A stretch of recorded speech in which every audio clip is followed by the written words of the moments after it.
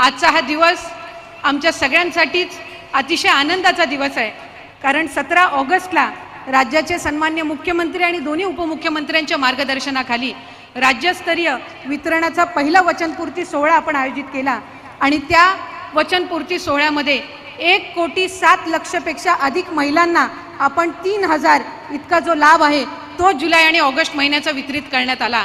आणि आज 31 ऑगस्ट रोजी 1 ऑगस्टपासून 24 पर्यंत ज्या माझ्या माता भगिनींनी या योजनेअंतर्गत अर्ज केले त्या पात्र अर्जांचे जवळपास 52 लाख भगिनींना आजच्या या सोहळ्याच्या निमित्ताने आपण 3,000 इतकी जो त्यांचा सन्मान निधी आहे हा वितरित करत आहोत।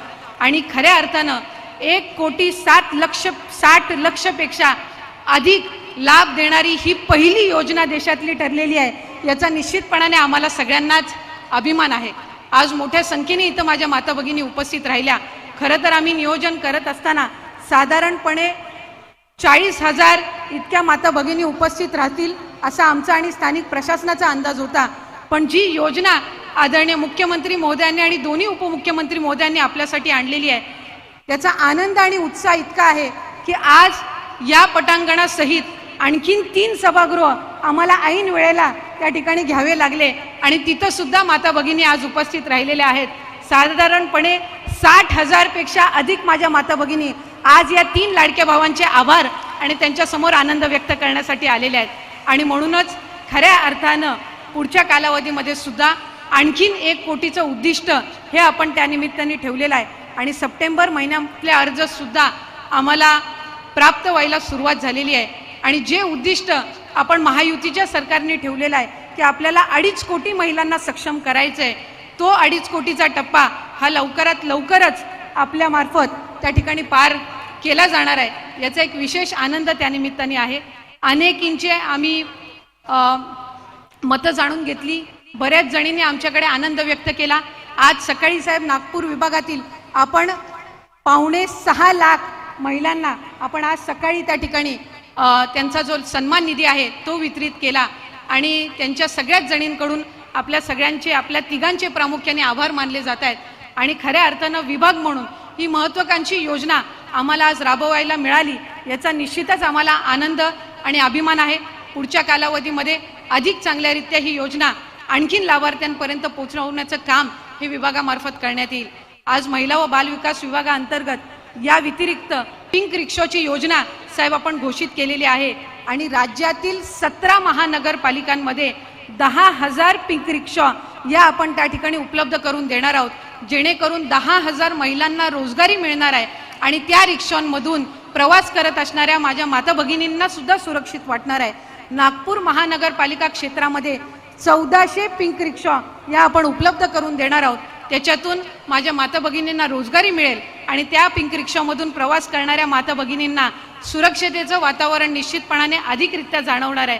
त्यामुळे या सर्व योजना करत असताना लेक लाडकी योजना असेल, लाडकी बहीण योजना असेल, मुख्यमंत्री महिला सशक्तीकरण अभियानाअंतर्गत 2 कोटीपेक्षा अधिक महिलांना आर्थिकरित्या सक्षम करण्याचं आपलं अभियान असेल, हे सगळे अभियान मुख्यमंत्र्यांच्या आणि दोन्ही उपमुख्यमंत्र्यांच्या मार्गदर्शनाखाली महिला व बालविकास विभाग अधिक काटेकोरपणाने त्याचं पालन करेल।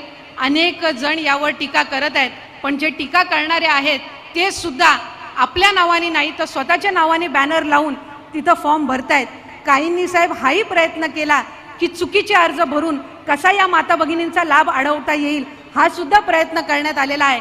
पण आम्ही विभाग म्हणून हा निर्णय घेतलेला आहे की जे काही 50,000 फॉर्म रिजेक्ट झालेले आहेत यांना सुद्धा पुन्हा फॉर्म भरण्याची संधी ही आपण सप्टेंबर महिन्यामध्ये देणार आहोत। त्यामुळे कोणीही या योजनेअंतर्गत लाभापासून वंचित राहणार नाही, हा प्रयत्न विभाग म्हणून करत आहोत।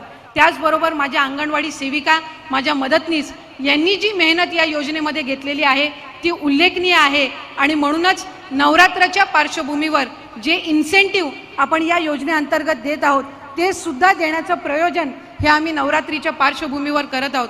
त्यामुळे खऱ्या अर्थानं महिलांना सक्षम करण्याचं काम या महायुतीच्या सरकारच्या माध्यमातून होत आहे आणि माझी तुम्हा सगळ्याच जणींना विनंती आहे की या योजनेचा लाभ आपण जसा जुलै महिन्यापासून घेत आहात तसंच हा जो सन्मान निधी दिला जात आहे या निधीमार्फत आपल्याला अधिकाधिक स्वतःला सक्षम करून घ्यायचं आहे आणि म्हणूनच या योजनेअंतर्गत आम्ही जॉईंट अकाउंटचा नियम न ठेवता तुमचं स्वतंत्र खातं असावं हा नियम ठेवला, कारण ज्या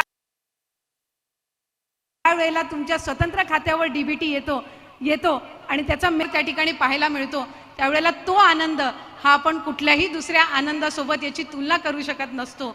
म्हणूनच हा आनंद देणाऱ्या आपल्या तिन्ही लाडक्या भावांना आपल्या सर्वांच्याच वतीने आपण पुन्हा एकदा शुभेच्छा त्यानिमित्ताने देऊया. त्यामुळे माझी सर्व माता भगिनींना विनंती राहील की राज्याचे लाडके मुख्यमंत्री एकनाथजी शिंदे साहेब, उपमुख्यमंत्री फडणवीस साहेब आणि उपमुख्यमंत्री अजितदादा या तीन आपल्या ज्येष्ठ लाडक्या भावांसाठी एकदा जोरात आपण टाळ्या वाजवून त्यांचे मनापासूनचे ऋण या ठिकाणी व्यक्त करूयात. या विभागामार्फत आम्हाला ही योजना राबवता येत आहे, याचे पुन्हा एकदा मी मनापासून आपल्या या तीन मोठ्या बंधूंचे आभार मानून या ठिकाणी थांबते. धन्यवाद. जय हिंद, जय महाराष्ट्र.